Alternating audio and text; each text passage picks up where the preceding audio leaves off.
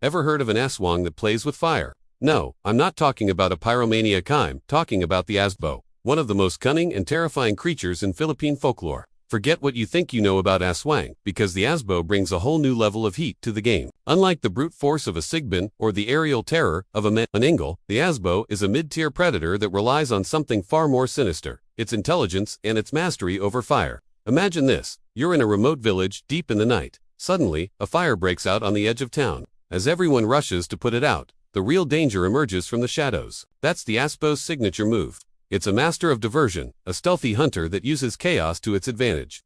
So, what exactly is an Asbo? Think of it as a destructive spirit or a fire-wielding predator. Its main power is pyrokinesis, the ability to create and control fire. It doesn't just breathe fire like a dragon. It can conjure flames out of thin air, set huts ablaze with a thought, and create walls of fire to trap its prey. This isn't just for show. It's a calculated hunting strategy. The smoke, the panic, the confusion, it all serves the Asbo's purpose. The Asbo is a nocturnal creature, most active when the moon is high and the world is asleep. During the day, it's rarely seen, likely hiding away, planning its next fiery assault. Its preferred victims are often those who are isolated travelers on lonely roads, farmers working late in their fields, or even entire families in secluded homes. But it also has a reputation for targeting those who defy local customs or disrespect the spirits of the land. In a way, it's a terrifying enforcer of tradition. What makes the Asbo so dangerous is its blend of supernatural power and cunning. It's not just a monster, it's a strategist. It stalks its chosen location, sometimes for days, learning the routines of the villagers, identifying the most vulnerable targets, and planning the perfect moment to strike. It might start a small fire far from its intended victim, drawing away potential rescuers. Then, under the cover of the commotion, it moves in for the kill. This calculated approach makes it incredibly difficult to predict and defend against. It also knows its own limits. An Asbo is smart enough to avoid a direct fight with more powerful Asbo. You won't see it challenging a man an angle for territory. It understands the hierarchy of the underworld and sticks to its own deadly niche. Its strength isn't in brawn, but in its brain and its elemental command. Culturally, the Asbo serves as a powerful cautionary tale.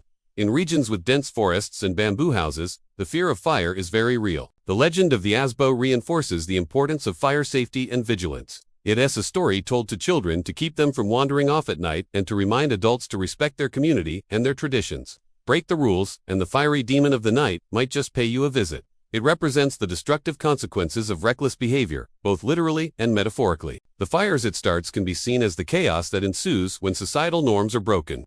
But like all creatures of darkness, the Asbo has weaknesses. Its greatest strength fires, also its Achilles heel. While it commands supernatural flames, it can be countered by fire from a controlled source, like a torch or a bonfire. It seems there's a difference between its wild, chaotic fire and the contained, purposeful flame of humanity. And of course, the classic Aswang repellents work here too.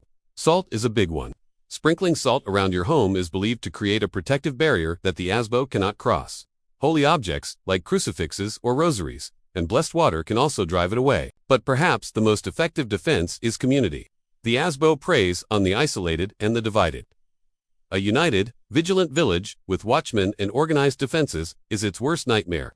When faced with a group of armed, determined people, the cunning Asbo will almost always choose to flee. It's a predator, not a warrior, and it won't risk a fight it can't win. So, let's recap.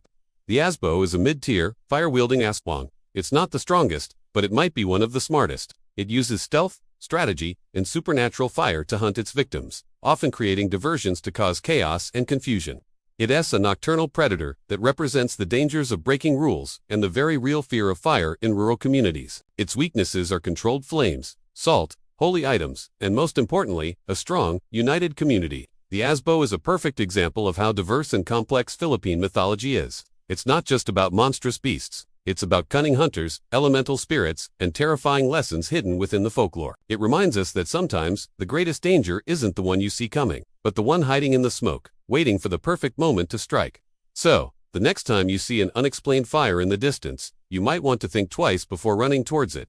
You never know what might be creeping up behind you. Thanks for joining me on this deep dive into the fiery world of the Asbo. If you enjoyed this journey into Philippine folklore, make sure to hit that like button and subscribe for more tales from the shadows. Let me know in the comments which Aswang you want me to cover next. Stay curious and stay safe.